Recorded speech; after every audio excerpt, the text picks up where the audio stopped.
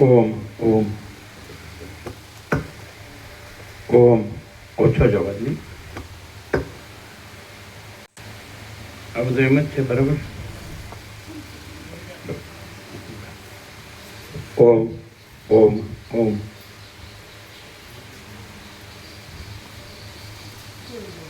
કોઈએ લટકતું રાખી દે, એને ટેકવવાનું હોય.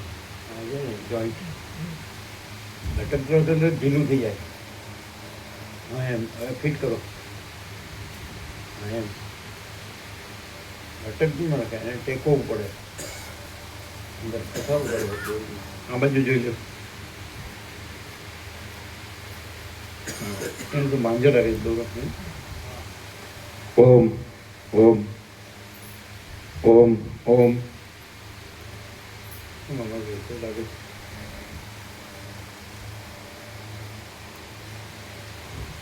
ક્યાંયથી પણ ખેંચાય છે ને. ઓમ ઓમ ઓમ. બરાબર.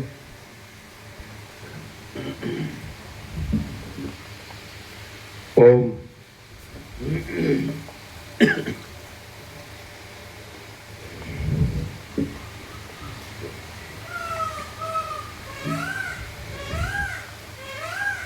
परम चिदाकाश, परम ज्योति, अखंड ज्योति, महाचिदाकाश, स्वयं प्रकाश, संपूर्ण प्रकाश, पूर्ण ब्रह्म, अनंत तेजघन, अनंत चिदघन, परमाकाश, केवल, अनंत, शुद्ध, तेजघन, परमाकाश, अखिलात्मा, पूर्ण ब्रह्म, परमात्मा, परम चिदाकाश, परम ज्योति, अखंड ज्योति, अनंत, पूर्ण, परम चिदाकाश, परम शांति, स्वयं सिद्ध, स्वयं प्रकाश, स्वयं पूर्ण, स्वस्वरूप, यही सब कुछ है, इसके सिवा कुछ नहीं है। शून्यभास, अनंत कोटि, महाकल्पो है ही नहीं। महाचिदाकाश, स्वयं प्रकाश, संपूर्ण प्रकाश, महाचिदाकाश ज्योति, अनंत, अखंड, अभेद, महाचिदाकाश ज्योति, महातत्व, महासामान्य, महाचिदाकाश, स्वसंवेद्य, सहज निर्विकल्प, महाचिदाकाश, परम कैवल्य, परम शांति, परम चिदाकाश, अनंत, पूर्ण, निरपेक्ष सत्य, अनंत, संपूर्ण, अपरिघी, निर्भ्रांत, निरपेक्ष, वसिष्ठराम, निर्वाण, राउंड 39मो राउंड.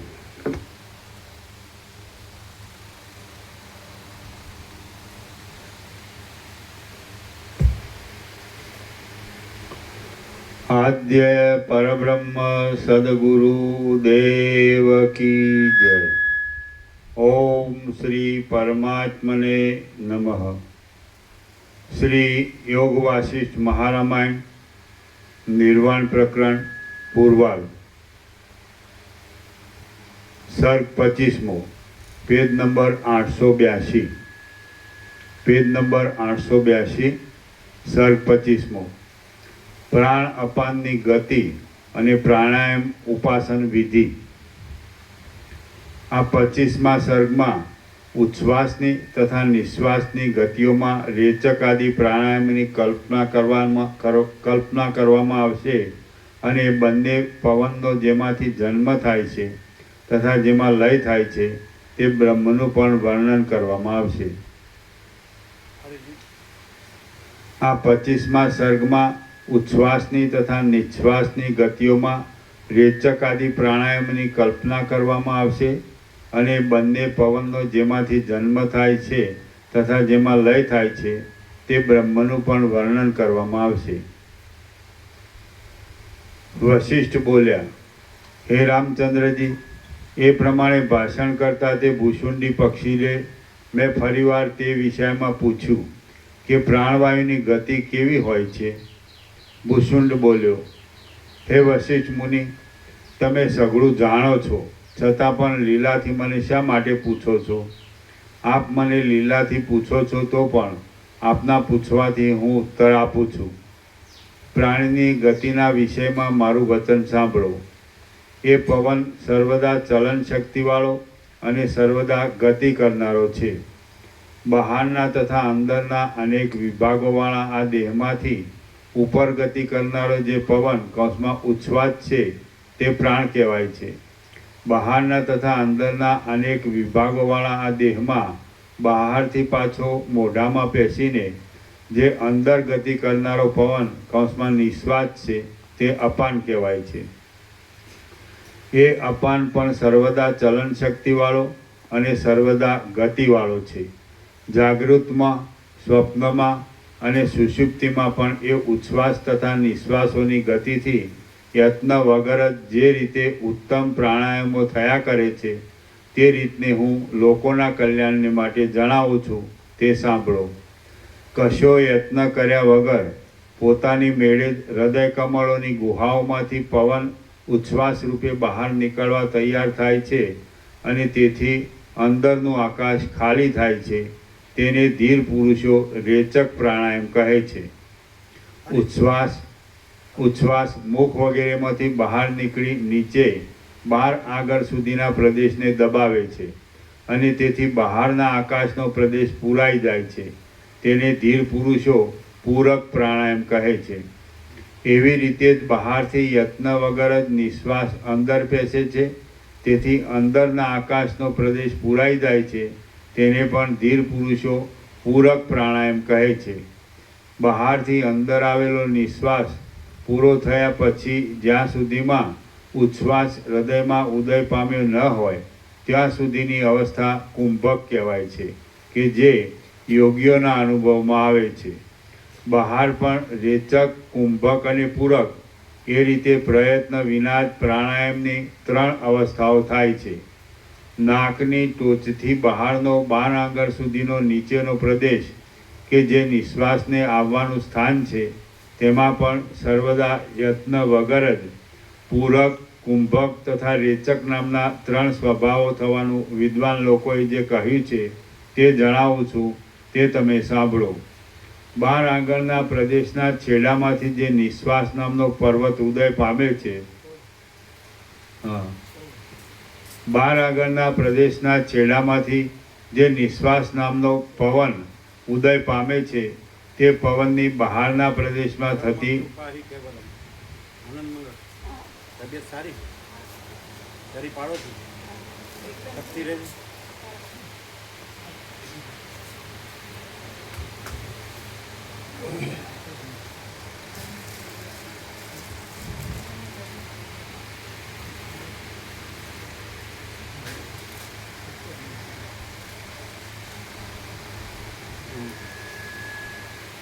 બાર આગળના પ્રદેશના છેડામાંથી જે નિશ્વાસ નામનો પવન ઉદય પામે છે તે પવનની બહારના પ્રદેશમાં થતી પૂરક આદિ અવસ્થાઓનું નીચે પ્રમાણે ચિંતન કરવું. નાસિકાના અગ્રથી બહાર 12 આંગળ સુધીના નીચેના આકાશમાં જે 12મા આંગળનો છેડો નાસિકાની ટોચની સામો હોય છે તેમાં માટીની અંદર રહેલા પણ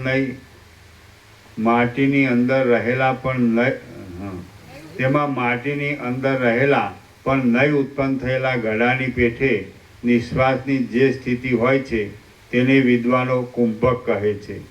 હૃદયમાંથી બહાર નીકળતા ઉચ્છ્વાસની નાસિકાની ટોચ સુધી જે ગતિ થાય છે તેને યોગી લોકો પહેલો બાહ્ય પૂરક કહે છે અને નાસિકાની ટોચમાંથી નીકળેલા ઉચ્છ્વાસથી 12 આંગળ સુધીના પ્રદેશમાં જે ગતિ થાય છે તેને યોગી લોકો બીજો બાહ્ય પૂરક કહે છે. ઉચ્છ્વાસ નાસિકાની ટોચમાંથી બહાર નીકળી બાર આગળને છેડે અસ્ત પામ્યા પછી જ્યાં સુધી નિશ્વાસ ઉદય પામ્યો ન હોય ત્યાં સુધીમાં પૂર્ણ સ્થિતિવાળો કુંભક થાય છે એમ યોગી લોકો કહે છે. નિશ્વાસની નીચે 12મા આંગળના છેડામાં ચલનથી પહેલી ક્ષણમાં જે ગતિ માટે તૈયારીઓ થાય છે તેને યોગી લોકો બાહ્ય રેચક કહે છે. નિશ્વાસનું 12મા આંગળના છેડામાંથી ઉઠીને જે પુષ્ટરૂપપણું થાય છે તેને યોગી લોકો અપાનનો બીજા પ્રકારનો પૂરક કહે છે. આ ઉચ્છ્વાસના તથા નિશ્વાસના બહાર તથા અંદરના જે નિરંતર કુંભક આદિ સ્વભાવો થયા કરે છે તેઓની ઉપાસના કરવામાં આવે તો ફરીવાર જન્મ થતો નથી.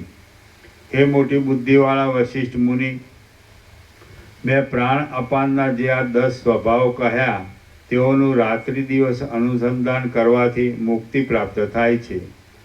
સ્વાભાવિક રીતે અત્યંત ચંચળતાવાળા આ 10 સ્વભાવોના સ્મરણનો ચાલતા, બેસતા, જાગતા અને સૂતા પણ અભ્યાસ રાખવામાં આવે તો સમય પ્રાપ્ત થતાં પવનની ગતિ બંધ પણ કરી શકાય છે.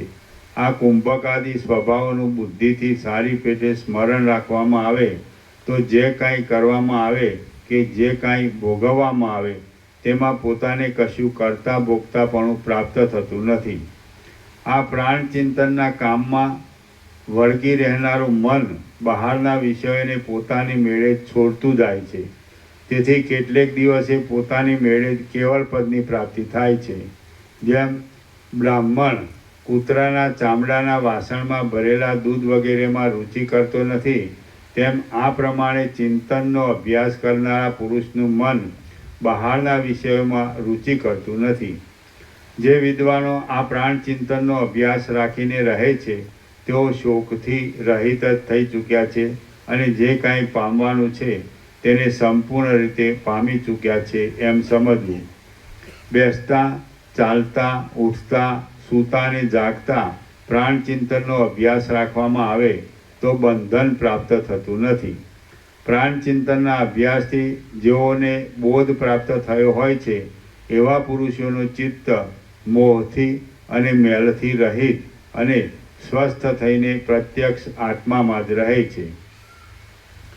યોગી પ્રાણ ચિંતન કરવાના પ્રભાવથી સારી રીતે સ્વસ્થ થઈને સુખી રહે છે. હે વશિષ્ઠ મુનિ, હૃદયમાં રહેલા કમળપત્રમાંથી પ્રાણના ઉચ્છ્વાસનો ઉદય થાય છે અને એ પ્રાણ બહાર નીકળીને 12 આગળના પ્રદેશના છેડામાં અસ્ત પામે છે.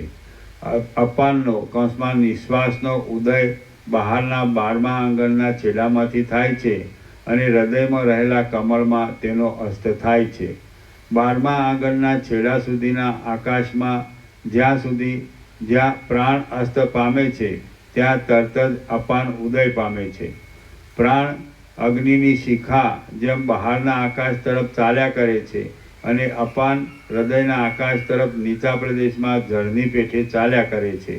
અપાનરૂપ ચંદ્રમા બહારથી આવીને દેહને સંતોષ અને શાંતિ આપે છે અને પ્રાણરૂપ સૂર્ય અથવા અગ્નિ શરીરના અંદરના ભાગને તપાવે છે.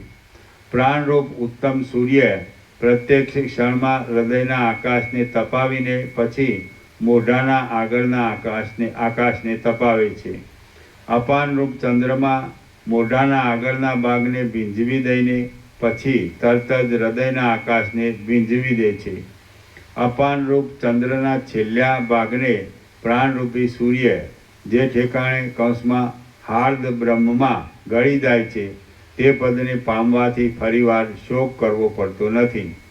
પ્રાણરૂપ સૂર્યના છેલ્લા ભાગને અપાનરૂપ ચંદ્રમાં જે ઠેકાણે કૌંસમાં 12મા આંગળના છેડાના આકાશરૂપ બ્રહ્મમાં ગળી જાય છે તે પદને પામીને મનુષ્યને પાછો જન્મ મળતો નથી. પ્રાણ જ અંદરના તથા બહારના આકાશમાં સૂર્યપણાને પામીને પાછો પોતે જ આનંદ આપનારા ચંદ્રપણાને પ્રાપ્ત થાય છે અને એ પ્રાણ જ શરીરને ઉત્સાહ આપનારા ચંદ્રપણાને ત્યજી દઈને ક્ષણ માત્રમાં શોષણ કરનારા સૂર્યપણાને પ્રાપ્ત થાય છે. અર્થાત પ્રાણપણું અને અપાનપણું એ એક પવનના જ ધર્મો છે. પ્રાણ ઉષ્ણપણાને ત્યજીને જ્યાં સુધી શીતપણાને પામ્યો હોય નહીં ત્યાં સુધી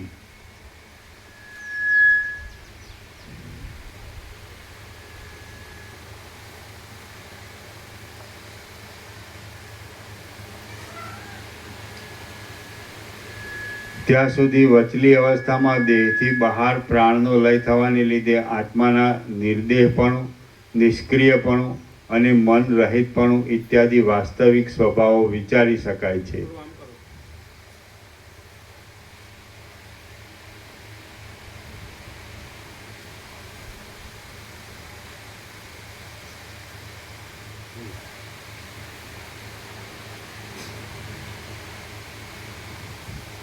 અને એ વિચારને લીધે દેશકાળની મર્યાદા વિનાના આત્મામાં પ્રતિષ્ઠા પામેલા યોગીને શોક કરવો પડતો નથી.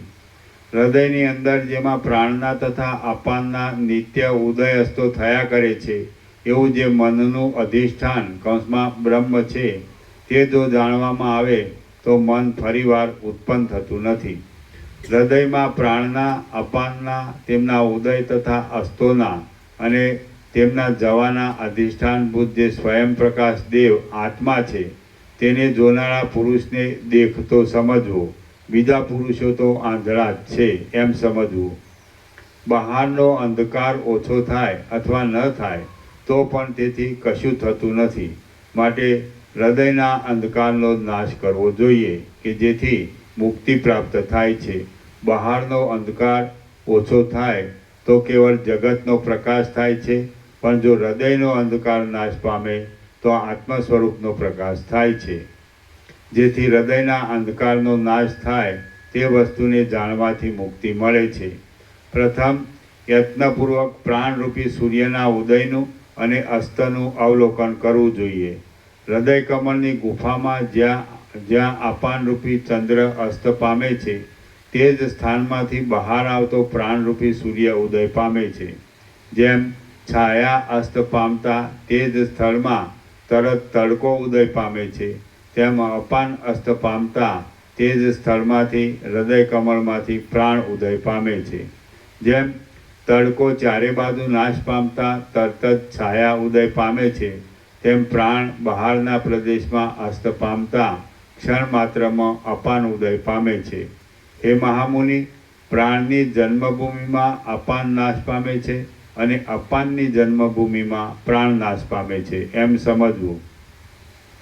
પ્રાણ અસ્ત પામતા અને અપાનનો ઉદય થતાં બહારના પ્રદેશમાં જે કુંભક થાય છે તેનું લાંબા કાળ સુધી અવલંબન કરવામાં આવે, અર્થાત અપાનનો ઉદય રોકવામાં આવે તો ફરીવાર શોક કરવો પડતો નથી.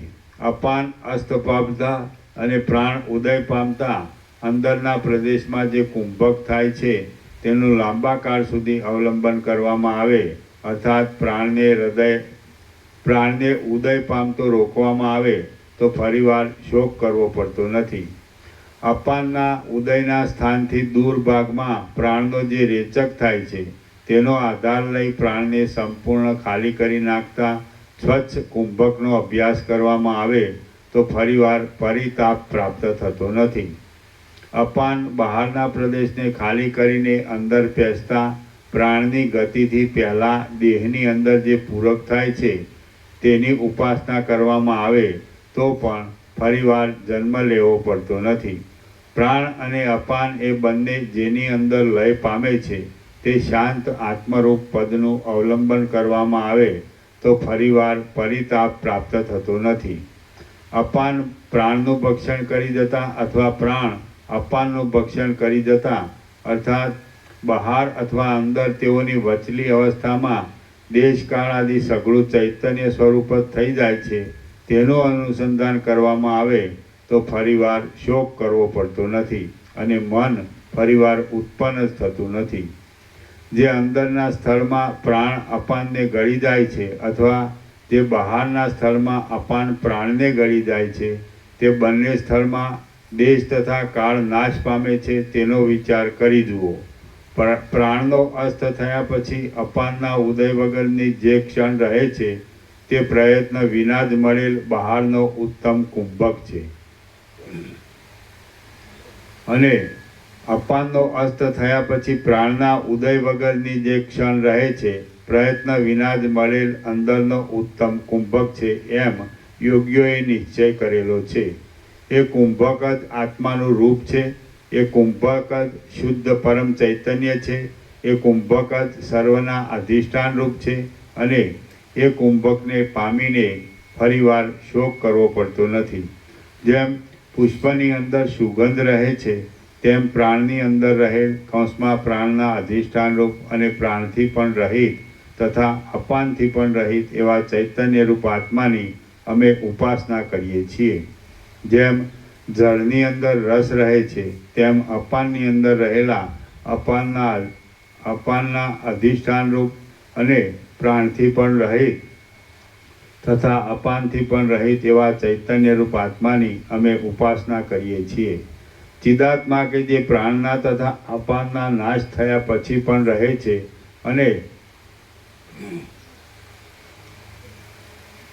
ચિદાત્મા કે જે પ્રાણના તથા અપાનના નાશ થયા પછી પણ રહે છે અને પ્રાણના તથા અપાનના મધ્યરૂપ પણ છે, તે ચૈતન્ય રૂપ આત્માની અમે ઉપાસના કરીએ છીએ. ચિદાત્મા કે જે પ્રાણના પણ પ્રાણરૂપ છે, જીવના પણ પરમ જીવરૂપ છે અને દેહાદિકને પોતામાં રાખનાર છે, તે ચૈતન્ય રૂપ આત્માની અમે ઉપાસના કરીએ છીએ. ચિદાત્મા કે જે વાસ્તવિક સત્ય છે, મનના પણ મનરૂપ છે, બુદ્ધિના પણ બુદ્ધિરૂપ છે અને અહંકારના પણ અહંકાર છે, તે ચૈતન્ય રૂપ આત્માની અમે ઉપાસના કરીએ છીએ. જેમાં સઘળું રહ્યું છે, જેથી સઘળું થયું છે, જે સઘળારૂપ છે, જે સર્વ સ્થળમાં રહેલ છે અને જે સર્વમય છે તથા નિત્ય છે અને ચૈતન્ય તત્વની અમે ઉપાસના કરીએ છીએ. ચૈતન્ય તત્વ કે જે પ્રકાશના પણ પ્રકાશરૂપ છે, પવિત્ર છે, સઘળી પવિત્ર વસ્તુઓને પણ પવિત્ર કરનાર છે અને મન તથા બુદ્ધિ આદિ વિકારો થતાં પણ પોતાના સ્વભાવમાંથી ભ્રષ્ટ થતું જ નથી, તે ચૈતન્ય રૂપ આત્માની અમે ઉપાસના કરીએ છીએ. જે ચૈતન્ય તત્વ અપાન અસ્ત પામતા પ્રાણ ઉદય ન પામ્યો હોય, તે ક્ષણમાં દેશ કાલાદિની કલ્પનારૂપી કલંકથી રહિત પ્રતીત થાય છે, તે ચૈતન્ય રૂપ આત્માની અમે ઉપાસના કરીએ છીએ. જે ચૈતન્ય તત્વ પ્રાણ અસ્ત પામતા અપાન ઉદય પામ્યો હોય, તે ક્ષણમાં અર્થાત સંધિકાળમાં ઉપાધિ રહિત જણાઈ રહે છે, તે ચૈતન્ય રૂપ આત્માની અમે ઉપાસના કરીએ છીએ. જે ચૈતન્ય તત્વ કે જેમાં પ્રાણનો પણ અસ્ત થાય છે, અપાનનો પણ અસ્ત થાય છે અને જેમાં પ્રાણ કે અપાન મુદ્દલ ઉત્પન્ન થયા નથી, તે ચૈતન્ય રૂપ આત્માની અમે ઉપાસના કરીએ છીએ. અંદર રહેલું પ્રાણનું ઠેકાણું તથા બહાર રહેલું અપાનનું ઠેકાણું કે જેઓ યોગીઓને વિચારના સ્થાનરૂપ છે, તેઓના અધિષ્ઠાનભૂત ચૈતન્ય તત્વરૂપ આત્માની અમે ઉપાસના કરીએ છીએ. જે ચૈતન્ય તત્વ પ્રાણ નામની તથા અપાન નામની ઉપાધિઓરૂપ રથમાં ચડેલું છતાં સર્વદા મર્યાદા વિનાનું છે, સર્વદા પ્રાણની શોષણ કરવાની તથા અપાનના આહ્લાદ કરવાની શક્તિરૂપ છે અને એવી જ રીતે સઘળા કારણોની શક્તિરૂપ છે, તે ચૈતન્ય રૂપ આત્માની અમે ઉપાસના કરીએ છીએ. જે ચૈતન્ય તત્વરૂપ દેવ હૃદયમાં તથા બહાર પ્રાણના અને અપાનના કુંભક રૂપ છે અને રેચક રૂપે તથા પૂરક રૂપે વિવર્ત પામે છે, તે ચૈતન્ય રૂપ આત્માની અમે ઉપાસના કરીએ છીએ.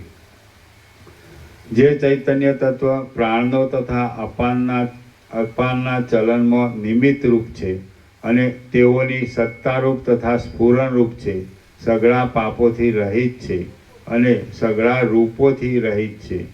અને જે ચૈતન્ય તત્વ પ્રાણનો તથા અપાનના ચલનમાં નિમિત્ત રૂપ છે, તેઓની સત્તારૂપ તથા સ્ફુરણરૂપ છે, સઘળા રૂપોથી રહિત છે અને પ્રાણના ચિંતનથી મેળવી શકાય છે, તે ચૈતન્ય રૂપ આત્માની અમે ઉપાસના કરીએ છીએ.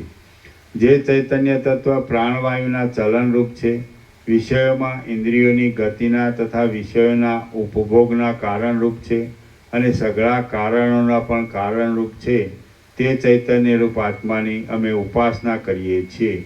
જે સર્વોત્તમ મુખ્ય પદ સઘળી કલ્પનાઓ રૂપી કલેશથી રહિત છે, આરોપની દ્રષ્ટિથી જોતા સર્વદા સઘળી કલ્પનાઓથી વ્યાપ્ત છે, યથાર્થ અનુભવરૂપ નિરતિશય ઐશ્વર્યવાળું છે, અને જેને સઘળા દેવતાઓ પણ પ્રણામ કરે છે, તેનું હું સર્વદા ઉપાસન કરું છું. સર્ગ 25મો સમાપ્ત.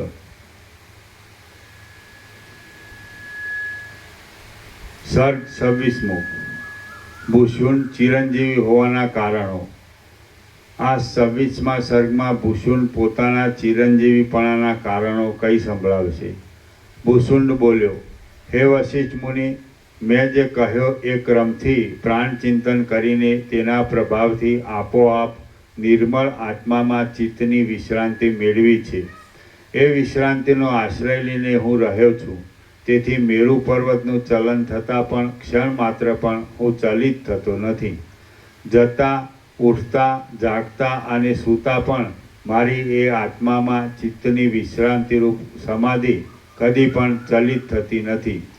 ચંચળ અને ઇષ્ટ અનિષ્ટરૂપ ગમે તેવી સ્થિતિઓ ગમે તેવી પ્રાપ્ત થતાં છતાં પણ હું વિક્ષેપ રહિત જ રહું છું, અંતર્મુખ જ રહું છું અને સ્વચ્છંદીપણે પોતામાં જ રહું છું. કોઈ સમયે સઘળા જગતનો વાયુ રોકાઈ જતાં પણ અને ગંગા આદિ મહાનદીઓના પ્રવાહો અટકી જતાં પણ આ સમાધિનો ભંગ થયો હોય તેનું મને સ્મરણ નથી. હે મહાતપસ્વી, ઉચ્છ્વાસ તથા નિશ્વાસની ગતિને અનુસરવાથી અને પરમાત્માના અવલોકનથી હું શોક વગરના આદ્ય પદને પામેલો છું. મહાપ્રલયથી માંડીને પ્રાણીઓની જે ઉથલ પાથલ થયા કરે છે તેઓને ધીરજથી જોયા કરતો હું આજ દિવસ સુધી જીવું છું. હું કદી પણ ભૂતનું ભવિષ્યનું ચિંતન કરતો નથી, પણ મનથી કેવળ વર્તમાન સ્વભાવવાળું અખંડિત સાક્ષીપણું રાખીને રહ્યા કરું છું. આવી પડેલા જરૂરી કાર્યોમાં પણ કોઈ જાતની ફળની ઈચ્છા નહીં રાખતા નિરભિમાનપણાને લીધે કેવળ સુષુપ્તિ જેવી બુદ્ધિથી વર્તું છું. ઉદયસ્તોથી ભરેલી તથા અનેક કર્તવ્ય અકર્તવ્યવાળી આ સંસારની ચિંતાને ત્યાજ્ય ગણીને હું આત્મામાં જ રહું છું અને નિર્વિઘ્નપણે લાંબા કાળથી જીવ્યા કરું છું. ઉચ્છ્વાસની તથા નિશ્વાસની સંધિમાં સ્પષ્ટ પ્રકાશતા બ્રહ્મનું જ અનુસંધાન કર્યા કરતો હું પોતાની મેળે પોતામાં જ સંતુષ્ટ રહું છું અને વિઘ્નરહિત થઈને લાંબા કાળથી જીવ્યા કરું છું. આજ મને આ મળ્યું અને હવે પછી અમુક ઉત્તમ વસ્તુ મેળવીશ. આજ મને આ મળ્યું અને હવે પછી અમુક ઉત્તમ વસ્તુ મેળવીશ એવી રીતની ચિંતા મને કદી પણ થતી નથી. તેથી હું લાંબા કાળ થયા વિઘ્નરહિત થઈને જીવ્યા કરું છું. હું પોતાના અથવા પરાયા કોઈ પદાર્થને ક્યાંય કદી પણ વખાણતો નથી કે નિંદતો પણ નથી. તેથી લાંબા જીવનને પામ્યો છું. સર્વદા મારું મન સમતામાં જ રહેનારું હોવાને લીધે સુખની પ્રાપ્તિમાં રાજી થતું નથી અને દુઃખની પ્રાપ્તિમાં ખેદ પણ પામતું નથી. તેથી હું લાંબા જીવનને પામ્યો છું. સર્વદા સઘળી રીતે પરમ ત્યાગનું અવલંબન કરીને મેં જીવનના આગ્રહ વગેરેને પણ છોડી દીધેલ છે. તેથી હું ચિરંજીવી થયો છું. હે વશિષ્ઠ મુનિ, મારું મન ચપળતાથી રહિત છે, શોક વગરનું જ રહે છે, સ્વસ્થ છે, સમાધિવાળું છે અને શાંત છે. તેથી હું વિઘ્નરહિત થઈને જીવું છું. હું સર્વ સ્થળમાં કાષ્ઠને, સ્ત્રીને, પર્વતને, ખડને, અગ્નિને, હિમને અને આકાશને બ્રહ્મરૂપ જ દેખું છું. તેથી વિઘ્નરહિત થઈને જીવું છું. આજ મને શું મળ્યું અને પાછું સવારે મને શું મળશે એવી રીતનો ચિંતારૂપી જ્વર મને નથી. તેથી હું વિઘ્નરહિત થઈને જીવું છું. વૃદ્ધાવસ્થા, મરણ અને દુઃખથી હું બીતો નથી અને રાજ્યની પ્રાપ્તિ જેવા સુખોથી રાજી પણ થતો નથી. તેથી વિઘ્નરહિત થઈને જીવું છું. હે વશિષ્ઠ મુનિ, આ બંધુ છે, આ શત્રુ છે, આ માળો છે અને આ પારકો છે એવું કાંઈ હું જાણતો નથી. તેથી લાંબો કાળ થયા જીવું છું અને મને કાંઈ રોગ આદિ જેવું નથી. ચૈતન્ય કે જે સર્વરૂપ છે, સર્વ પદાર્થોના અધિષ્ઠાન રૂપ છે, આદિથી તથા અંતથી રહિત છે અને જેમાં દુઃખનું નામ નથી, તે હું છું એમ જાણું છું. તેથી વિઘ્ન રહિત થઈને જીવું છું. હું આહાર કરતા, વિહાર કરતા, બેસતા, ઉઠતા, ઉચ્છ્વાસ લેતા કે સૂતા પણ હું દેહ છું એમ જાણતો નથી. તેથી ચિરંજીવી છું. સુષુપ્તિની પેઠે રહેલો હું આ સંસાર સંબંધી કાર્યને જાણે ન જ હોય એવું જાણું છું. તેથી વિઘ્ન રહિત થઈને જીવું છું. પોતપોતાના સમય પ્રમાણે પ્રાપ્ત થયેલા અર્થ અને અનર્થને શરીરમાં રહેલા બે હાથની જેમ સમાન જ ગણું છું.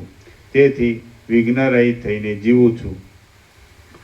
ચલિત થાય નહીં એવી મનની સ્થિતિ શક્તિથી અને સર્વ પ્રાણીઓને પોતા સમાન જોવારૂપ સર્વોત્તમ સ્નેહ દ્રષ્ટિથી સર્વ સ્થળમાં સરળ રીતે જોયા કરું છું. તેથી વિઘ્ન રહિત થઈને જીવું છું. અહંકાર રૂપી કાદવને ત્યજી દેવાને લીધે પગથી તે માથા સુધીના આ દેહમાં મને મમતા નથી. તેથી મોજ મજા કરું છું. હું જો કે શરીરથી કરતા ભોગતા છું તો પણ જે કરું છું તથા ભોગવું છું તેમાં અહમતા મમતાને ત્યજી દેવાથી મારું મન અકર્તાપણાને અને અભોગતાને સ્વીકારે છે. તેથી હું નિશ્ચિંતપણે જીવું છું. હે વશિષ્ઠ મુનિ, હું જ્યારે જ્યારે કંઈક જાણું છું ત્યારે ત્યારે પણ મારી બુદ્ધિ ઉદ્ધતપણાને પ્રાપ્ત થતી નથી. તેથી હું વિઘ્ન રહિત થઈને જીવું છું. હું સમર્થ છતાં પણ કોઈને દબાવતો નથી. કોઈએ પરિતાપ પામ્યો હોય, કોઈએ પરિતાપ કર્યો છતાં પણ સહનશીલતાને લીધે શોક કરતો નથી અને દરિદ્ર છતાં પણ કશું ઈચ્છતો નથી. તેથી વિઘ્ન રહિત થઈને જીવું છું. આ શરીર કે જે ચેતન જેવું ગણાય છે તેમાં પણ ચિદાત્મા ઉપર જ દ્રષ્ટિ રાખું છું અને તે ચિદાત્મા સર્વ પ્રાણીઓમાં સમાન હોવાને લીધે હું સર્વ પ્રાણીઓના આત્મારૂપ થઈને સર્વ પ્રાણીઓને પોતાના શરીર જેવા જોઉં છું. તેથી વિઘ્ન રહિત થઈને જીવું છું. હું સમાધિ લઈને આશાઓરૂપી પાસોથી પ્રેરાયેલા ચિત્તની વૃત્તિને અંદર પ્રવેશ કરવા દેતો નથી. તેથી વિઘ્ન રહિત થઈને જીવું છું. હું બહારના વિષયોમાં સુષુપ્ત જેવો રહીને જગતને મિથ્યાભૂત ધાર્યા કરું છું અને હૃદયમાં જાગ્રત રહીને આત્માની સત્તાને હસ્તામલકની જેમ જોયા કરું છું. તેથી ચિરંજીવી છું. જીર્ણ થયેલા, તૂટેલા, શિથિલ, ક્ષીણ, ક્ષોભ પામેલા અને ક્ષય પામેલાને પણ હું નિર્વિકાર આત્મતત્વ માત્ર જ દેખું છું. તેથી વિઘ્ન રહિત થઈને જીવું છું. લોકોને સુખિયા દેખીને સુખી થાઉં છું, દુખિયા દેખીને દુઃખી થાઉં છું અને સર્વના પ્રિય મિત્ર જેવો થઈને રહું છું. તેથી વિઘ્ન રહિત થઈને જીવું છું. હું વિપત્તિને સમયે અચળ ધૈર્યવાળો રહું છું. સંપત્તિના સમયમાં સઘળા જગતનો મિત્ર રહું છું અને ગમે તેવા ઉદય તથા અસ્તો થાય તો પણ આગ્રહથી રહિત જ રહું છું. તેથી વિઘ્ન રહિત થઈને જીવ્યા કરું છું. હું દેહ નથી, બીજો કોઈ મારો નથી અને હું બીજા કોઈનો નથી એવા પ્રકારની ભાવના મને નિરંતર રહ્યા કરે છે. તેથી હું વિઘ્ન રહિત થઈને જીવું છું. જગત, આકાશ, દેશ, કાળ અને ક્રિયા પણ હું છું એવા પ્રકારની મને સર્વ પદાર્થોમાં પણ આત્માપણાની બુદ્ધિ રહે છે. તેથી હું વિઘ્ન રહિત થઈને જીવું છું. ઘડો, વસ્ત્ર, આકાશ, વન, ગાડું અને જે કાંઈ છે તે સઘળું ચૈતન્ય છે એવા પ્રકારનો મારો ભાવ છે. તેથી હું વિઘ્ન રહિત થઈને જીવું છું. હે મુનિઓમાં શ્રેષ્ઠ વશિષ્ઠ ઋષિ, ત્રૈલોક્યરૂપી કમળમાં ભ્રમરની જેમ રહેલો હું ભૂષુંડ નામનો કાગડો ઉપર કહેલા કારણોથી ચિરંજીવ રહ્યો છું. આ બ્રહ્મરૂપી સમુદ્રમાં 3 જગતો તરંગરૂપ છે જે પ્રકટ થાય છે, રહે છે અને લીન થાય છે તેવા તેના વિચિત્ર સ્વરૂપો છે. આ તરંગો વારંવાર મોટા થઈને લય પામે છે અને ફરી પાછા પ્રકટ થાય છે. એ જગતનું ઉત્થાન અને લય હું સમાધિ ધારણ કરી જોયા કરું છું.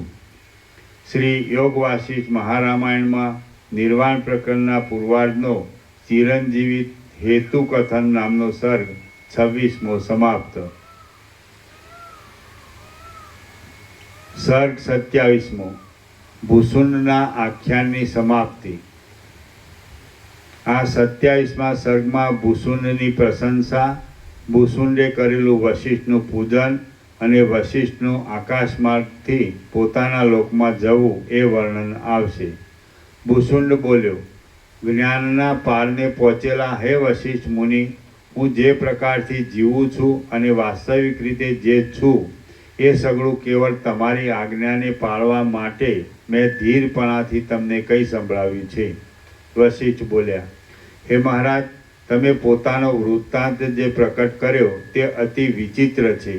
અમારા જેવાને કાનના આભૂષણરૂપ છે અને અત્યંત વિસ્મય આપનારો છે. આપ કે જે મહાત્મા છો, અત્યંત ચિરંજીવી છો અને તેથી જાણે બીજા બ્રહ્મા હો એવા જણાવ છો. તેમના જેમને દર્શન થાય તેઓ પણ ભાગ્યશાળી ગણાય અને તેમની દ્રષ્ટિઓ પણ ભાગ્યશાળી ગણાય. બુદ્ધિને પવિત્ર કરે એવો આપનો યથાર્થ વૃત્તાંત આપે સંપૂર્ણ રીતે મને કહી સંભળાવ્યો. હું સઘળી દિશાઓમાં ફર્યો છું અને મેં દેવતાઓની પણ વિભૂતિઓ જોયેલી છે, પરંતુ આ જગતમાં આપના જેવો કોઈ પણ મહાત્મા મેં જોયો નથી. આ જગતમાં ફરતા ફરતા જવલ્લે જ કોઈ મહાત્મા મળી આવે છે, પરંતુ આપના જેવો પ્રૌઢ મહાત્મા તો ક્યાંય મળે એમ નથી. જેમ કોઈક જ વાંસના વનમાં મોતી ઉત્પન્ન થાય છે, તેમ જગતના કોઈક જ સ્થળમાં આપ જેવા મહાત્મા જોવામાં આવે છે. મેં શરીરવાળા છતાં શરીરના અભિનિવેશ વગરના આપના દર્શન કર્યા છે. તેથી હું ધારું છું કે આજ મેં મોટામાં મોટું શુભ કાર્ય કર્યું છે. આપનું કલ્યાણ થાઓ. હવે આપ સુખથી આપના સુંદર સ્થાનમાં પ્રવેશ કરો. મધ્યાહનનો સમય થયો છે, તેથી હું મધ્યાહન સંબંધી કર્મો કરવાને માટે મારા સ્થાનમાં સપ્તર્ષિઓના લોકમાં જાઉં છું. હે રામચંદ્રજી, એ પ્રમાણે મારા વચનો સાંભળીને એ ભૂસુંડે ઉઠીને સંકલ્પ માત્રથી ઉત્પન્ન થયેલા 2 હાથ વડે કલ્પવૃક્ષમાંથી સુવર્ણમય પાત્ર લીધું.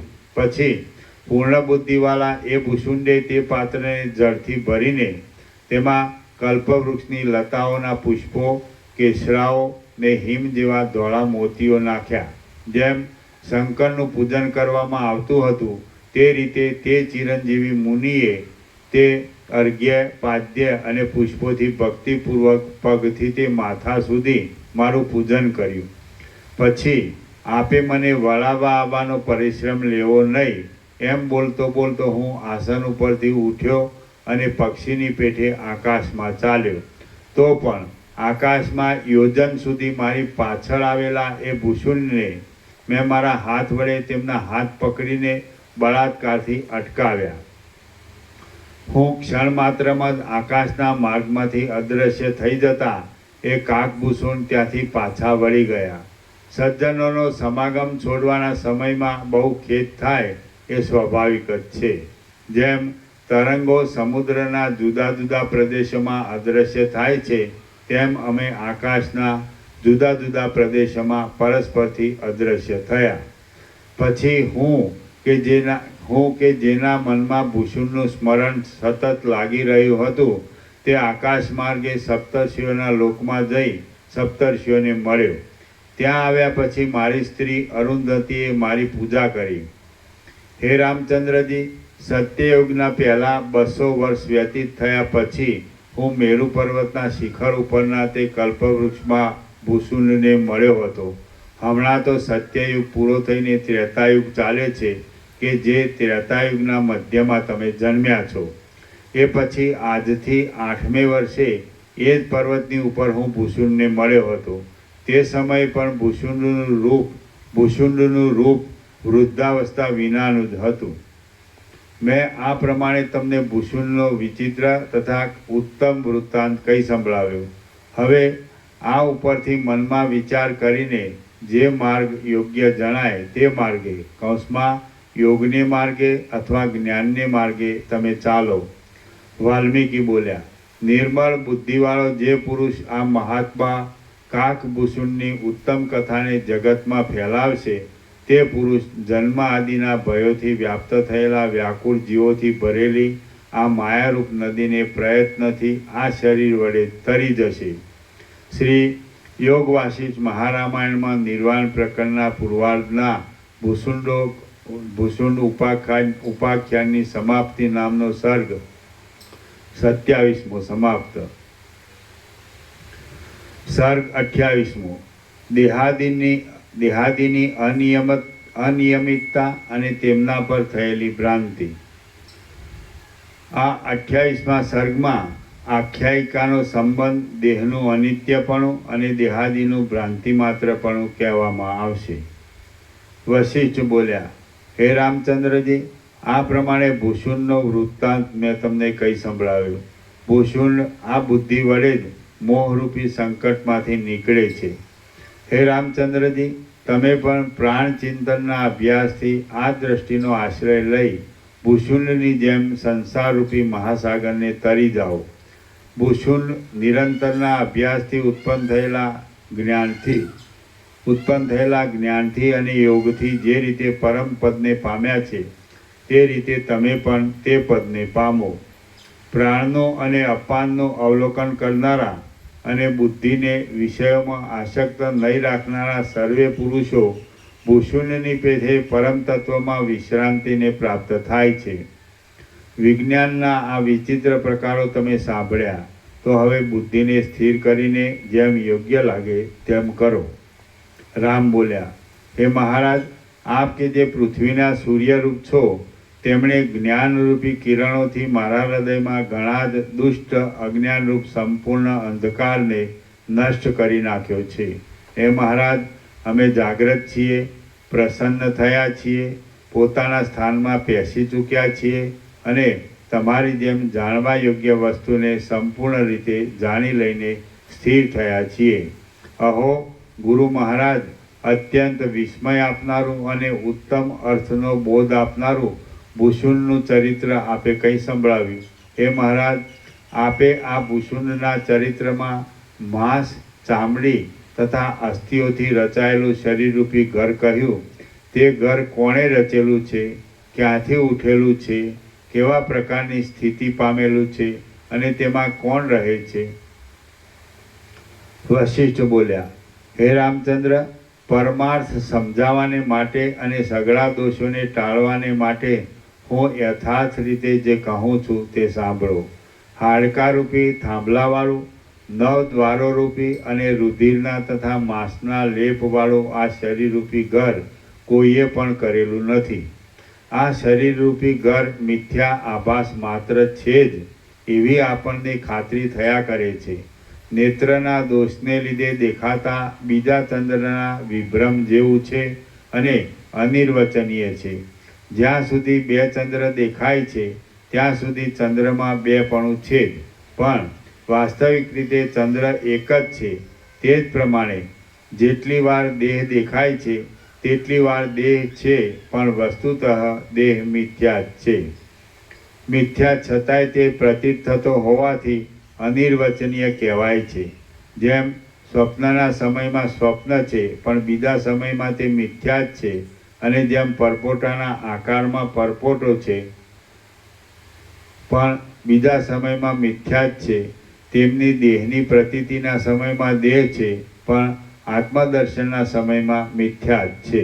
જેમ ઝાંઝવાનું પાણી પોતાની પ્રતીતિના સમયમાં છે પણ બીજા સમયમાં મિથ્યા જ છે, તેમ દેહની પ્રતીતિના સમયમાં દેહ છે પણ આત્મદર્શનના સમયમાં મિથ્યા જ છે. દેહ ઝાંઝવાના પાણીની પેઠે આભાસ માત્ર હોવા છતાં પણ હમણાં આ રીત પ્રતીત થાય છે. આ દેહ હું છું એવી રીતે જેણે દેહરૂપ આકાર ગ્રહણ કર્યો છે એવું મનન જ સંસ્કારની દ્રઢતાને લીધે વારંવાર દેહરૂપે ખડું થાય છે. હે રામચંદ્રજી, માંસથી અને હાડકાથી ગોઠવાયેલો દેહ હું છું એવા ભ્રમને ત્યજી દો. કેમ કે માત્ર સંકલ્પોથી ગોઠવાતા આવા દેહો તો હજારો પ્રાપ્ત થાય છે. હે રામચંદ્રજી, તમે સુખદાયી શયનમાં સૂતા હોવા છતાં સ્વપ્નમાં જે દેહથી અનેક દિશાઓમાં ભમો છો તે તમારો દેહ ક્યાં રહ્યો છે? જાગ્રતમાં મનોરાજ્યના સમયમાં તમે જે દેહથી સ્વર્ગની અંદર અથવા મેરુ પર્વતની અંદર ભમો છો તે તમારો દેહ ક્યાં રહ્યો? એક સ્વપ્નમાં વળી બીજું સ્વપ્ન થાય છે ત્યારે તમે જે દેહથી પૃથ્વીના અનેક પ્રદેશોમાં ભમો છો તે તમારો દેહ ક્યાં રહ્યો છે?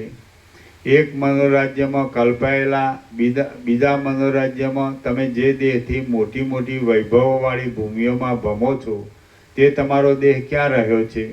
હે રામચંદ્રજી, મનોરાજ્યમાં પ્રાપ્ત થયા કરતા જે દેહોથી તમે જગતની વિચિત્ર ક્રિયાઓ કરો છો તે તમારા દેહો ક્યાં રહ્યા છે?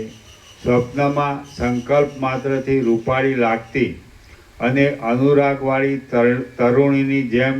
તરુણીની સાથે તમે જે દેહથી સુખ લ્યો છો તે તમારો દેહ ક્યાં રહ્યો છે? હે રામચંદ્રજી, એ સઘળા મનથી કલ્પાયેલા દેહો જેમ પ્રતીતિના સમયમાં છે પણ બીજા સમયમાં નથી તે પ્રમાણે તમારો મનથી જ કલ્પાયેલો આ દેહ પણ પ્રતીતિના સમયમાં છે પણ બીજા સમયમાં નથી. તમને જેવા એ દેહો પ્રાપ્ત થાય છે તેવા જ પ્રકારનો આ દેહ પ્રાપ્ત થયો છે. આ ધન છે, આ દેહ છે અને આ દેશ છે એવા પ્રકારનો આ સઘળો વિભ્રમ ચિત્તના બળરૂપ સંકલ્પનો જ મહિમા છે. હે રામચંદ્રજી, આ સંસારને લાંબુ સ્વપ્ન સમજો અથવા ચિત્તનો લાંબો વિભ્રમ સમજો. હે રામચંદ્રજી, આ સંસારને લાંબુ સ્વપ્ન સમજો અથવા ચિત્તનો લાંબો વિભ્રમ સમજો અથવા લાંબુ મનોરાજ્ય સમજો. જેમ સૂર્યનો ઉદય થતાં સઘળું સારી રીતે જોવામાં આવે છે તેમ તમે કે જે પરમાત્મા જ છો તેમને જ્યારે આપોઆપ જ યોગ બુદ્ધિ પ્રાપ્ત થશે ત્યારે આ સઘળો વિચાર સારી રીતે સમજવામાં આવશે. જેમ સ્વપ્નના સંકલ્પોની જાળને લીધે જગતની સ્થિતિ પણ કોઈ પ્રકારની જોવામાં આવે છે તેમ સંકલ્પોની જાળને લીધે આ જાગ્રત અવસ્થાના જગતની સ્થિતિ પણ કોઈ પ્રકારની જોવામાં આવે છે. જેમ મેં પૂર્વે મનની અંદર જ સંકલ્પની રચનાથી થયેલી બ્રહ્માની ઉત્પત્તિ કહેલ છે તેવી જ આ જગતની ઉત્પત્તિ કહેલી છે તેવી જ આ જગતની ઉત્પત્તિ કહેલી છે. વિચિત્ર સંકલ્પોવાળું મન જ જગતની રચનાના વિભ્રમને ગ્રહણ કરે છે. જેમ બ્રહ્માની ઉત્પત્તિ સંકલ્પની રચના માત્ર જ છે તેમ આ જગતરૂપી પ્રતીતિ પણ સંકલ્પની રચના માત્ર જ છે. જેમ મનનો કલ્પિત આભાસ જ બ્રહ્મપણાને પામ્યો છે તેમ પૂર્વ મરણના સમયમાં મને કલ્પી લીધેલો દેહ જ ભૂલ છે. જેમ મનનો કલ્પિત આભાસ જ બ્રહ્મપણાને બ્રહ્મા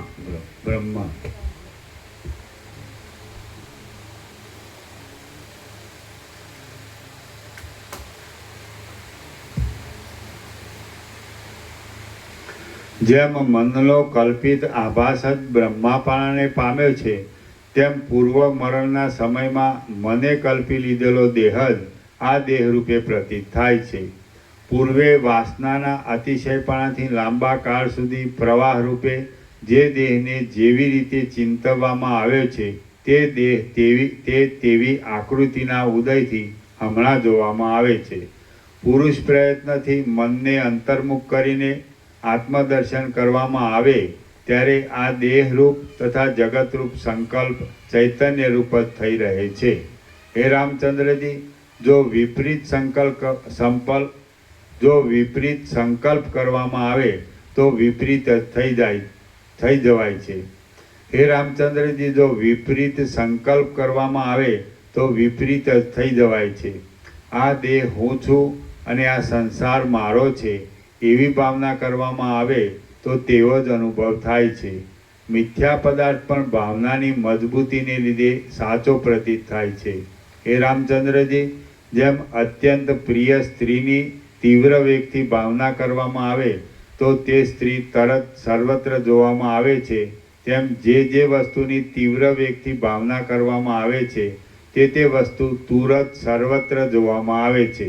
જેમ અભ્યાસ કરવામાં આવેલો દિવસનો વ્યાપાર સ્વપ્નમાં જોવામાં આવે છે, તેમ ભાવનાથી અભ્યાસ કરવામાં આવેલો આ સંસાર હમણાં જોવામાં આવે છે. જેમ સ્વપ્નની ભૂમિકામાં એક ક્ષણ પણ દિવસ જેવડી લાંબી લાગે છે, તેમ અલ્પકાળ સુધી રહેનારું આ જગત પણ અજ્ઞાનના કાળમાં સ્થિર લાગે છે. જેમ નિર્જલ ભૂમિનું આકાશ સૂર્યના તાપથી તપી જવાથી નદી નહીં હોવા છતાં પણ તે જોવામાં આવે છે, તેમ આ ત્રણેય લોક વિદ્યમાન નહીં હોવા છતાં પણ સંકલ્પથી જોવામાં આવે છે. જેમ દ્રષ્ટિના વિકારને લીધે આકાશમાં પીછાનો ગુચ્છ જોવામાં આવે છે, તેમ અજ્ઞાનને લીધે આ જગતની રચના જોવામાં આવે છે.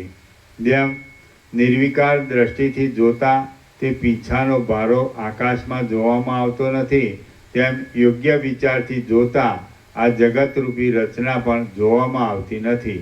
જેમ બીકણ મનુષ્ય પણ પોતાના સંકલ્પથી કલ્પેલા મનોરાજ્યના સિંહો ઇત્યાદિથી બીતો નથી, તેમ જ્ઞાની પુરુષ પોતાના સંકલ્પથી કલ્પેલા આ સંસારથી બીતો નથી.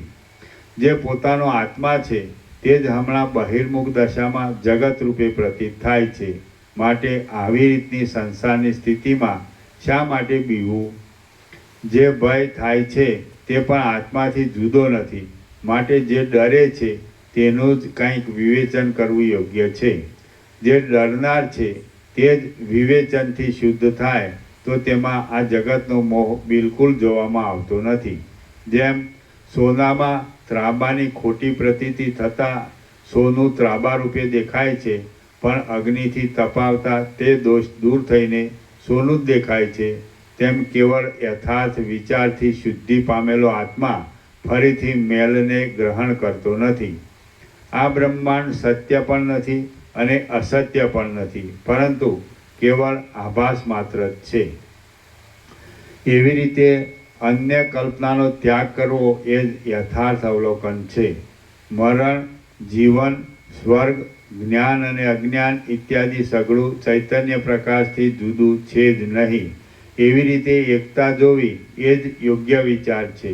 તુંપણા તથા હુંપણા આદિ રૂપે દેખાતો આ સંસાર અને દશે દિશાઓ આત્માથી જુદા નથી, પણ જે કાંઈ છે તે આત્મા જ છે એવી રીતનો વિચાર એ જ યથાર્થ વિચાર છે. આ અનિર્વચનીય સંસારમાં યથાર્થ અધિષ્ઠાન રૂપપણાનું અવલોકન કરવામાં આવે તો મન પ્રકટ થતું નથી અને તેનો નાશ પણ થતો નથી. સઘળા પદાર્થોના બાધિતપણાનું અને અધિષ્ઠાન રૂપે સત્યપણાનું સારી રીતે અવલોકન કરવામાં આવે તો મન નિષ્કામ થઈને શાંત થઈ જાય છે. મન યથાર્થ વિચાર કરે તો તે કોઈની નિંદા પણ કરતું નથી અને કોઈની સ્તુતિ પણ કરતું નથી, રાજી પણ થતું નથી અને શોક પણ કરતું નથી, પરંતુ કેવળ શીતળ સત્યપણાને કૌંસમાં બ્રહ્માકારપણાને પ્રાપ્ત થાય છે. સૌનો કાળ પ્રાપ્ત થતાં સઘળા બંધુઓ અવશ્ય મરવાના છે. માટે બંધુઓના વિયોગથી શા માટે વૃથા પરિતાપ પામો છો? પોતાને પણ અવશ્ય મરવું જ પડશે એવો નિશ્ચય છે, તે છતાં પોતાના મરણનો શા માટે વૃથા ભય રાખો છો? જે જન્મ્યો હોય તેને અવશ્ય કાંઈક ઉત્તમ વૈભવ વગેરે પ્રાપ્ત થાય છે, માટે હર્ષનો પણ શો અવસર છે? સંસારમાં વ્યવહાર કરનારા સર્વ લોકોને આપદાઓ આવે જ છે, માટે શોકનો પણ શો અવસર છે? આ જગતની જાળ બ્રહ્મમાં સમુદ્રના પરપોટાની જેમ વધે છે, ઉદય પામે છે અને સ્ફુરે છે. માટે તેમાંનું કંઈ નષ્ટ થઈ જાય તો શા માટે વિલાપ કરવો? આ જગત એવું તો સર્વદા મિથ્યા છે કે તે કદી પણ સત્યતાને પ્રાપ્ત થતું નથી. માટે માયાના વિકારોની વિચિત્રતારૂપ આ જગતમાં એવું બીજું શું છે કે જેને માટે વિલાપ કરવો પડે? આપણે હમણાં પણ દેહરૂપ નથી, આગળ પણ દેહરૂપ ન હતા તથા હવે પછી પણ દેહરૂપ થઈશું નહીં. અને આ દેહ તો કેવળ વિચિત્ર ભ્રાંતિથી જ ખડો થયેલો છે. માટે દેહને માટે વૃથા પરિતાપ શા માટે કરવો? જો હું દેહથી અન્ય છું જો હું દેહથી અન્ય છું તો ચૈતન્યાત્મક પ્રકાશ જ છું. માટે મને વળી જન્મ મરણ આદિ કેવા હોય કે જેને માટે હું પરિતાપ પામું? એવી રીતના યથાર્થ જ્ઞાનવાળા મનનો પાકો નિશ્ચય હોય છે. માટે તેનું મન અસ્ત પામતું નથી. જો હું દેહથી અન્ય છું તો ચૈતન્યાત્મક પ્રકાશ જ છું. માટે મને વળી જન્મ મરણ આદિ કેવા હોય કે જેને માટે હું પરિતાપ પામું?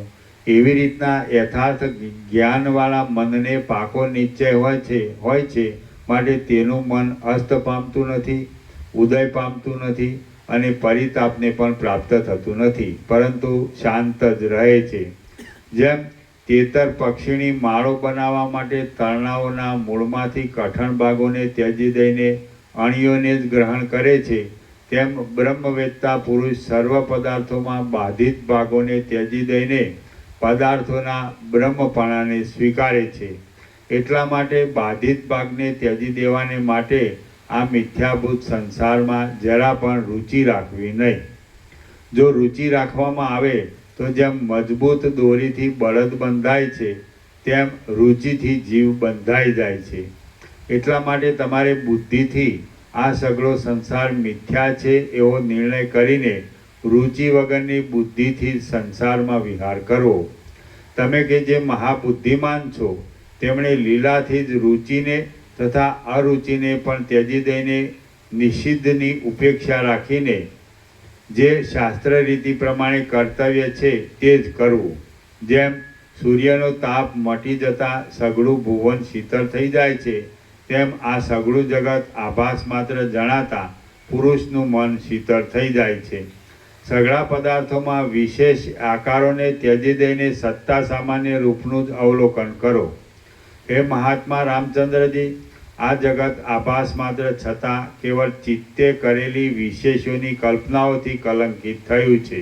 માટે ચિત્તને પણ ત્યજી દો કે જેથી જગતની પ્રતીતિ થાય નહીં. તમને જગતની જગતરૂપે પ્રતીતિ પણ છૂટી જશે ત્યારે તમે સર્વદા સર્વવ્યાપક, સર્વથી રહિત, અત્યંત નિર્મળ અને ચિદાકાશમય થશો. હું દેહ નથી અને મારા આ ભોગો સાચા નથી. હું દેહ નથી અને મારા આ ભોગો સાચા નથી એવી ભાવના દ્રઢ થાય તો આ જગતરૂપી સઘળો વ્યર્થ આડંબર અનર્થ આપનારો થતો નથી. અથવા જે કાંઈ છે તે સઘળું ચૈતન્ય છે અને જે ચૈતન્ય છે તે હું છું એવી ભાવના દ્રઢ થાય તો પણ આ જગતરૂપી સઘળો ખોટો ભપકો કાંઈ નુકસાન કરતો નથી.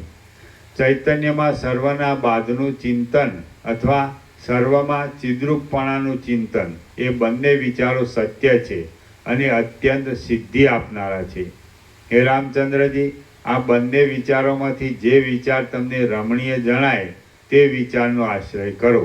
આ બે વિચારોમાંથી ગમે તે વિચારને ગ્રહણ કરીને અથવા બંને વિચારોનું ફળ એક સરખું જ છે તેથી બંને વિચારોને ગ્રહણ કરીને સંસારમાં વિહાર કરો અને તેમ છતાં રાગ દ્વેષનો ક્ષય કરો. હે રામચંદ્રજી, પૃથ્વીમાં, અંતરિક્ષમાં અથવા સ્વર્ગમાં જે કાંઈ સુખાદિક છે તે સઘળું રાગદ્વેષ દૂર થવાથી મળે છે. રાગદ્વેષથી ખરાબ થયેલી બુદ્ધિ વડે જે કાંઈ કાર્ય કરવામાં આવે તે કામ મૂળ લોકોને વિપરીત ફળ જ આપનાર છે. જેમ મૃગો દાવાનળથી બળી ગયેલી જગ્યાઓમાં રહેતા નથી, તેમ દ્વેષરૂપી દોષના મોજાથી રોકાયેલી ચિત્તની વૃત્તિઓમાં સદ્ગુણો રહેતા નથી. બ્રહ્મવેત્તારૂપી કલ્પવૃક્ષ કે જેની મનરૂપી ગુફામાં રાગ તથા દ્વેષરૂપી બે સર્પો હોતા જ નથી, તેની પાસેથી મળે નહીં એવું કયું શુભ ફળ છે? જેઓ સમજુ, નિયમોવાળા, ચતુર અને શાસ્ત્રોના અભ્યાસીઓ છતાં રાગદ્વેષથી ભરેલા હોય છે તેઓને શિયાળ જેવા જ ગણવા. એવા લોકોને ધિક્કાર છે. મારા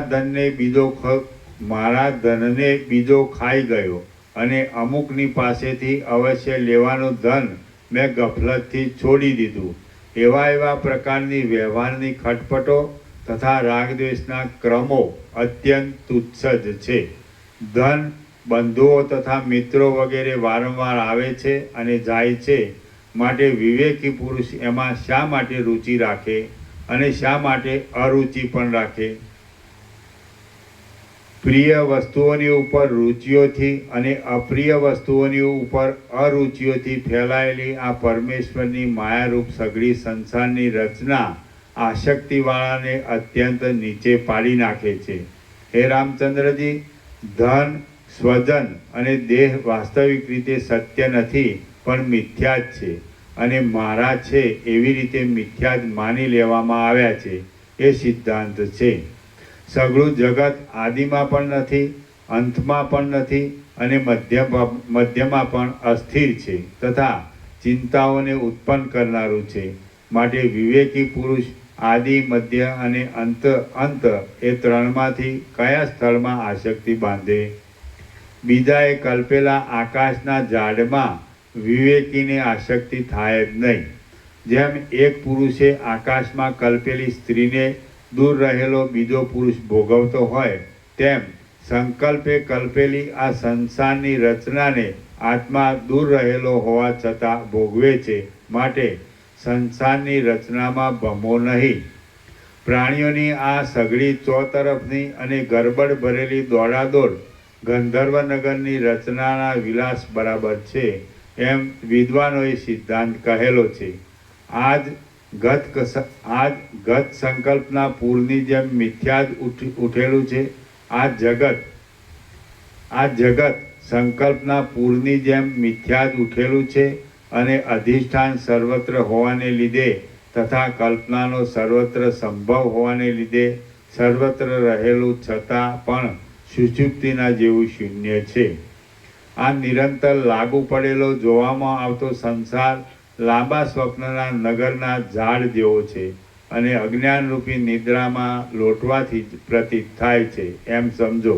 તમે અહીં સંસારરૂપી સ્વપ્નમાં ભમ્યા કરો છો, માટે હવે એ ભ્રમણને મટાડવા માટે જ લાંબી અને ગાઢી અજ્ઞાનરૂપ નિદ્રાને જેમ સારો માણસ સારી પેઠે ધન મળ્યા પછી કંગાલપણાને ત્યજી દે છે, તેમ ત્યજી દો. જેમ પ્રાતઃકાળમાં કમળ સૂર્યને દેખીને ખીલે છે, તેમ તમે નિર્વિકલ્પ તથા સર્વદા પ્રકાશિત ચૈતન્યરૂપ આત્માને જોઈને જાગૃત થાઓ. હે મહાબાહુ રામચંદ્રજી, જાગૃત થાઓ, જાગૃત થાઓ. હું તમને વારંવાર સમજાવું છું. ઉપાધિ રહિત આત્મારૂપ સૂર્યનું અવલોકન કરો. હે રામચંદ્રજી, મેં વરસાવેલા આ ઉત્તમ શબ્દોવાળી શીતળ જ્ઞાનરૂપ જળથી જાગૃત થઈને પરમબોધને પ્રાપ્ત થાઓ. હમણાં જ તમને પ્રબોધ પ્રાપ્ત થવો જોઈએ. આ જગતરૂપી ખોટા ભ્રમને ત્યજી દઈને સત્યનું અવલોકન કરો. તમને જન્મ, દુઃખ, દોષો અને ભ્રમ એમાંનું કાંઈ પણ નથી. સઘળા સંકલ્પોને ત્યજી દઈને તમે આત્મામાં સ્થિર રહો. મહાત્મા રામચંદ્રજી, હવે કલ્પનામય દોષોની જાળથી મુક્ત થયા છો અને સુષુપ્તિની પેઠે નિર્વિક્ષેપ દ્રષ્ટિવાળા થયા છો. માટે સર્વદા વ્યાપક અને પરોક્ષ બ્રહ્મરૂપ જ છો. તો હવે અત્યંત શુદ્ધિને માટે એ ઉપશમરૂપ, પરોક્ષ નહીં, પ્રત્યક્ષ.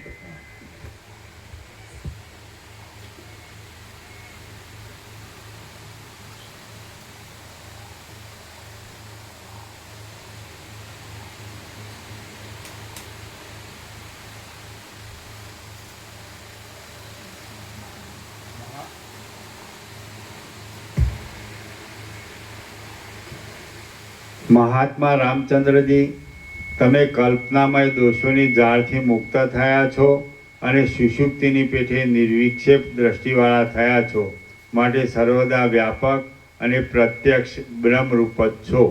તો હવે અત્યંત શુદ્ધિને માટે એ ઉપશમરૂપ પોતાના સ્વરૂપમાં સમાધિ લઈને રહો. શ્રી યોગવાસિષ્ઠ મહારામાયણમાં નિર્વાણ પ્રકરણના પૂર્વાર્ધનો પરમાર્થ યોગોપદેશ નામનો સર્ગ 28મો સમાપ્ત. ઓમ ઓમ ઓમ. પ્રસાદ આપી દો. જે નવા આવ્યા છે એમને લાડુ પ્રસાદ આપજો.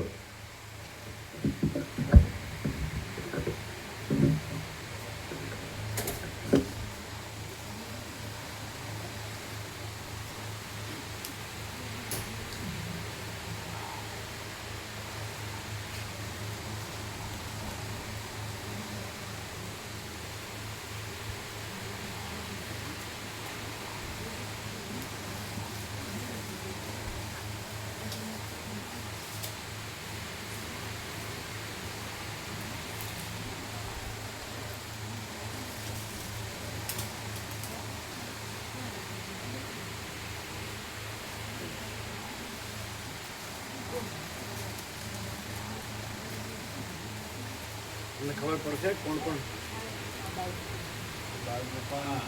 પાછળ છે એમને પેલા બાળગોપાળ છે એમને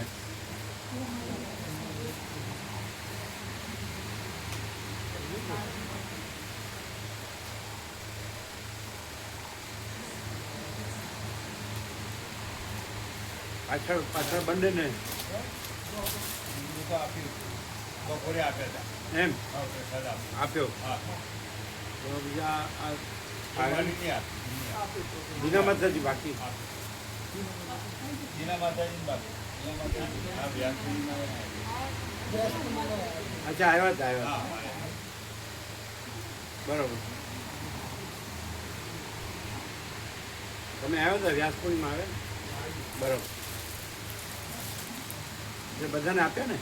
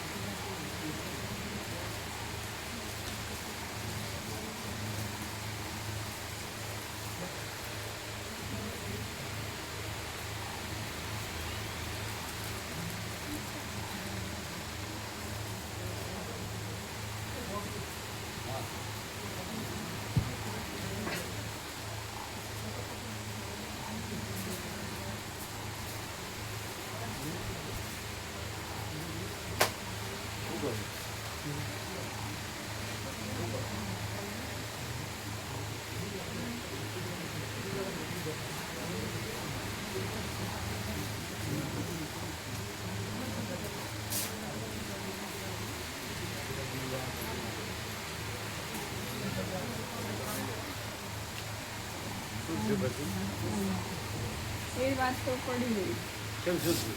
એ મેળ ના પડ્યો પણ. કેમ પહેલા તો હા પાડી દીધી એટલે ના નહોતી પાડી એવું થયું પછી પાછા લઈ રહીને કે તમે અમને સમય ઓછો આપો 2 વર્ષ રહી ગયા અત્યારે તો હું હાવ નવરો છું પછી તો બહુ બીજી એટલે એ ગયા ગોવા? ના હજી છે હજી છે. તો પછી તમારે રહેવું હતું ને ના પણ અત્યારે બીજી 2-3 વાર પાઇપલાઇનમાં છે પણ હજી કંઈ કામ હતું નહીં.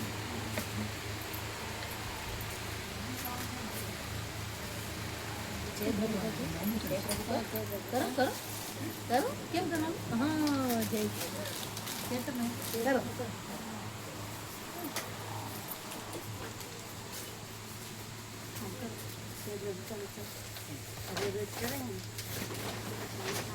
લાડુ પ્રસાદ ખાવાનું ને રોજ ખાય છે ખાય છે ટીના મેસેજ ના આવે છે. તો બે વસ્તુ લાવે. અમારે તો દુકાન કરવાની કેવું ના આ અહીંયા હિંસા કરે, અહીંયા અને આ બે વસ્તુ ચાદર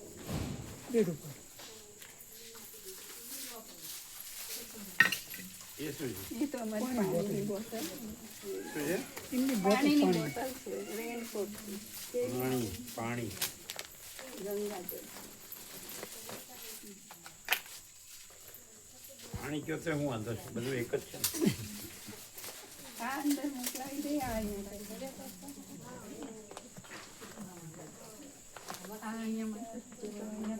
આ કેમ કોણ એટલે ક્યાં ક્યાં મૂકીએ હા, ક્યાં મૂકો એ આ પાછળનું છે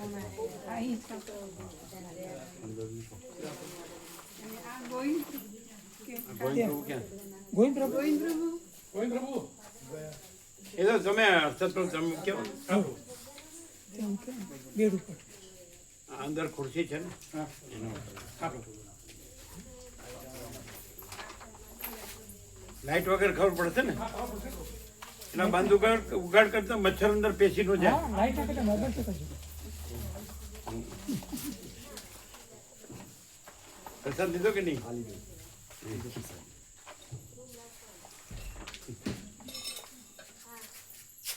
કાલે પ્રભુ નહીં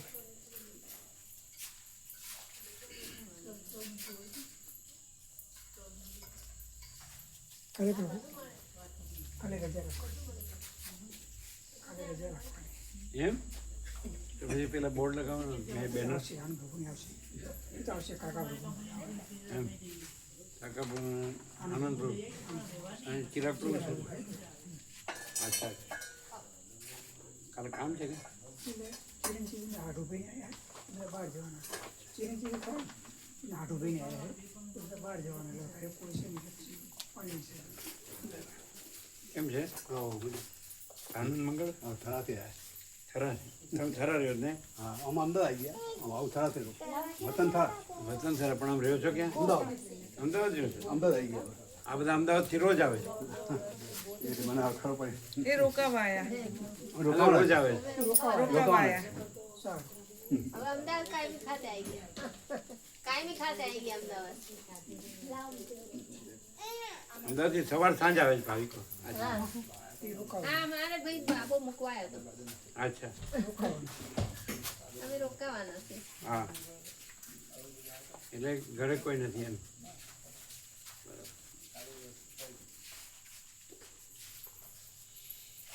હા પછી સાંજે કદાચ અવાય નહીં? સાંજે કદાચ હર્ષદ તો હોવાનો હોય તો અવાય. કરે તો હું શું રવિવારે રવિવાર નથી આવતા નહીં? રવિવાર રજા રાખે રવિવાર ફરવા જાય. બપોર પછી પરિવાર સાથે સવારે સ્કૂલમાં કામ છે બપોર પછી પરિવાર સાથે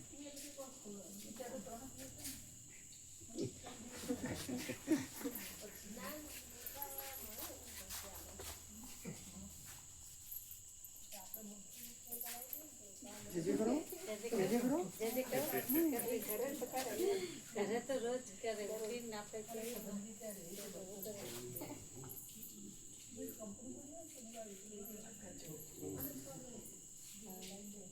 તમારે લઈ લેજો. હા પ્રભુ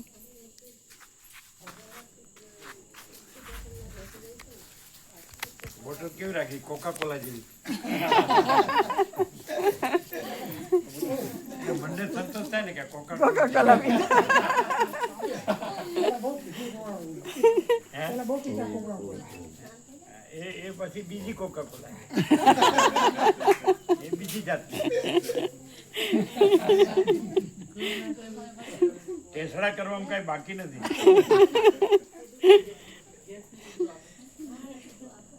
તો એ પણ આનંદ હતો ને. એમાં શું તમે ઘરમાં રહેતો તમારું ફેમિલી એમાંય આનંદ, ગમે તેનો બધે આનંદ. માયાનો આનંદ છે આ પરમાત્માનો આનંદ હમ? ત્યાં માયાનો આનંદ કહેવાય આ પરમાત્માનો આનંદ ના એવું નથી. સર્વ પરમાત્મા છે. ભગવાન બધું રહ્યા છે એટલે આનંદ માત્ર પરમાત્મા, શાંતિ માત્ર પરમાત્મા છે, પ્રકાશ માત્ર પરમાત્મા. જે પ્રકાશ છે તે પરમાત્મા જ છે, જે આનંદ છે તે પરમાત્મા જ છે, જે શાંતિ છે તે પરમાત્મા.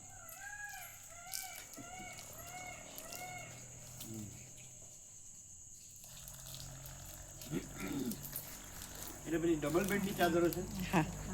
કિંગ સાઇઝ એટલે ડબલ વાળીએ ને તો મોટી એક બેડ ને થઈ જાય એટલી મોટી, હે મોટી ઘણી મોટી સાઇઝ છે.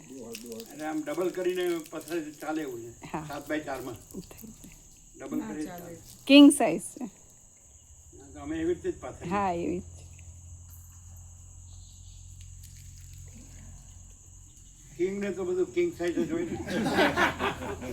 મહાચક્રવર્તી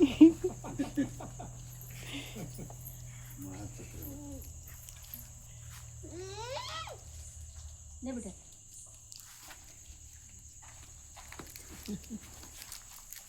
તમે કઈ જવામાં નહીં, આ બધા મૂકવા જાય. મારા મારી પેલા હે મારી આયા? બે મારી જવા કાકા પ્રભુના મારી પેલા દીદી પ્રભુના મારી બે છ આયા આયા અત્યારે 6 જણા પ્રભુ. હા 5 જવાનું